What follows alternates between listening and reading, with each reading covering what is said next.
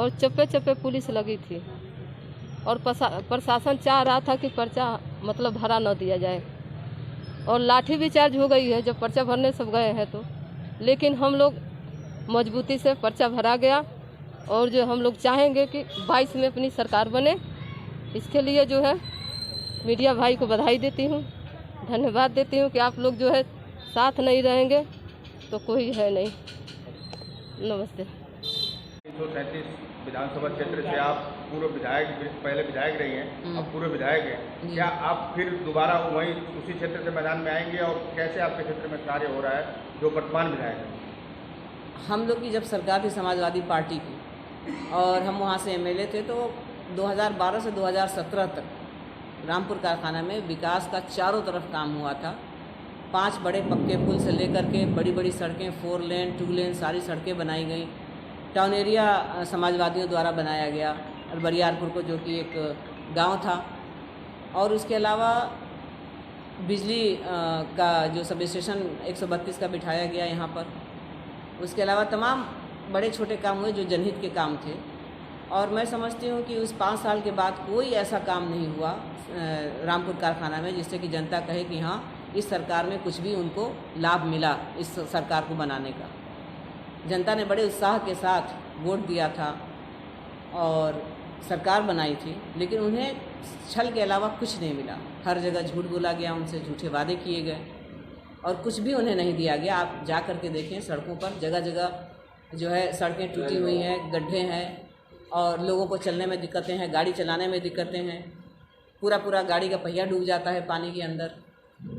ये हालात हैं इन 5 सालों में, 4 सालों में जो इस सरकार ने किया है। 2022 में क्या उसी विधानसभा से फिर आप लड़ेंगे? बिल्कुल, समाजवादी पार्टी के टिकट के द्वारा माननीय राष्ट्रीय अध्यक्ष जी के श्री अखिलेश यादव जी के निर्देश पर हम वहीं से चुनाव लड़ेंगे और चुनाव हम लोग जीतेंगे और हम लोग की सरकार भी समाजवादियों की सरकार भी बनेगी। समाजवादी पार्टी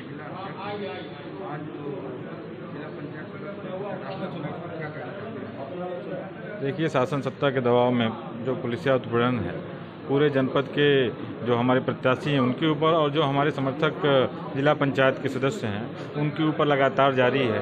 रात दिन पुलिस के लोग फ़ोन करके डराने धमकाने का प्रयास कर रहे हैं और यहाँ तक कि राजस्व की टीमें भी लग गई हैं और हमारे सदस्यों के घरों के नाप जोख कर रही हैं, जो सामान्य जीवन जीते हैं, जिनकी कोई ज़रूरत नहीं है। इस तरीके से लोग मनोबल तोड़ने के पीछे लगे। रात में हमारे प्रत्याशी के यहाँ पुलिस ने पूरा छापा डाला और जब उसका विरोध हुआ तो लोगों ने कहा कि नहीं, हम लोग कल के कार्यक्रम को सूचना देने गए थे। जो ये पूरा जो षड्यंत्र है वो लोकतंत्र के हत्या करने जैसा पूरा वातावरण तैयार किया गया है और ऐसा लग रहा है कि जैसे उत्तर प्रदेश में और आपके खासतौर देवरिया में लोकतंत्र नाम की कोई चीज़ नहीं है और इस पूरे षड्यंत्र के पीछे शासन सत्ता के लोग और यहाँ पूरी सहभागिता आपके प्रशासन के लोगों की इसमें लगी है। समाजवादी पार्टी के कार्यालय में सभी लोग आए हैं, क्या कोई मीटिंग नहीं है। हमारा ये प्रत्याशी आज पर्चा दाखिला करेंगे, उनके हम समर्थन में आए हुए हैं और आप देखिएगा बाहर कार्यालय के पीछे बाहर इतनी पुलिस फोर्स तैनात है और सबको कार्यालय से आने से रोका गया है। बहुत साथियों को तो बाहर से ही लौटा दिया गया है। जब हमारे नेता आए हैं और उनका दबाव पड़ा है तब वो लोग कार्यालय में भी आने के लिए हैं। ये कहाँ लिखा हुआ है इस समय? कहाँ आप जाइए अन्य जो भारतीय जनता पार्टी का कार्यालय आप खुद जाके देख लीजिएगा, वहाँ उत्सव जैसी स्थिति है, वहाँ कोई रोका टोकी नहीं है। और यहाँ जब हम लोग कार्यक्रम कर रहे हैं तो यहाँ पूरी बंदोबस्त है हम लोगों को रोकने का, हम लोगों को वो करने का। नामांकन हुआ जिला पंचायत अध्यक्ष का, क्या हुआ मामला? देखिए, नामांकन के लिए हम लोग के प्रत्याशी तो गए, लेकिन एक दिन पहले प्रत्याशी के घर पे शासन द्वारा छापा पड़ा था और बाकायदा कई थानों की फोर्स और एसडीएम लेवल से लेके सारे अधिकारी वहाँ गए थे। और जब पूछा गया कि भाई आप लोग क्यों आए, क्या वजह है, तो बोले कि हम बताने आए थे कि कोविड को ध्यान में रख के आप लोग जाइएगा। तो ये इतनी छोटी सी बात के लिए इतना फोर्स और ये सब चीज़ें। तो कल जो कार्यालय पे तमाम नेता और कार्यकर्ता समाजवादी पार्टी के इकट्ठा हुए, प्रत्याशी महोदय गए अपना जाके वहाँ उन्होंने नामांकन किया। लेकिन वहाँ जो गेट पे ये कहा गया कि आप जो हैं सिर्फ 3 लोग जाएंगे, लेकिन जब बीजेपी के प्रत्याशी आए तो उनके साथ तो 3-4 लोग थे, लेकिन उसके बाद तमाम एमएलएज और बड़े मंत्री सब लोग गए।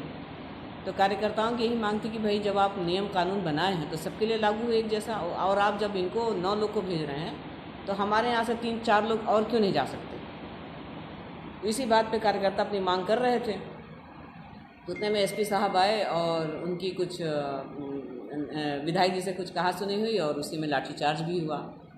और उसमें एक जो सीओ साहब थे वो जैसे लग रहा था कि बस हम लोग के लिए ज़्यादा उनके नज़रों में हम लोग थे, और वो हम लोग जबकि हट भी गए तो वो दूर से आके सामने से आके उन्होंने मेरे ऊपर लाठीचार्ज किया। आपको चोटें उठे आई? और हाँ, लाठीचार्ज किया तो उसको मैं क्या बता सकती हूँ कि कितनी चोट आई। और हमारे कार्यकर्ता के हाथ में चोट लगी जिससे कि उसका हेयरलाइन फ्रैक्चर भी हुआ और तत्काल हाथ में स्वेलिंग भी आई। तो ये वहाँ था, लेकिन नामांकन हो गया। अच्छा मैम, आपके बैनर पे दिख रहा है कि जो किसानों पे बात करेगा वही प्रदेश में राज करेगा, ऐसा स्लोगन क्यों दिया आपके बैनर में? क्योंकि ये किसान इस देश की रीढ़ की हड्डी है, समझ लीजिए। और अगर उनमें ज़रा से भी कमज़ोरी आई, ज़रा से भी कोई कमी आई तो देश के लिए बहुत नुकसानदेह साबित होगा। और हमारे राष्ट्रीय श्री अखिलेश यादव जी का सीधा सीधा कहना है कि किसानों के लिए हम हर वक्त तैयार हैं, उनके संघर्ष के लिए, उनके कदम से कदम मिलाकर चलने के लिए तैयार हैं। इसीलिए उन्होंने ही कहा कि जो किसान की बात करेगा वही यहाँ पर राज करेगा। तो केंद्र सरकार, मोदी सरकार तो किसानों को हर 3 महीने पे कुछ ऋण दे रही है, क्या आपकी सरकार प्रदेश में आएगी तो ऐसा कुछ ये करेगी? सब भुलावा है और सभी लोग जानते हैं कि किसान की क्या डिमांड है, और ये जो दे रहे हैं, जो भी दे रहे हैं उनको, उससे कोई फ़र्क पड़ने वाला नहीं है। ये सब भुलावा देने वाली बातें। किसानों के लिए उचित मूल्य तय हो।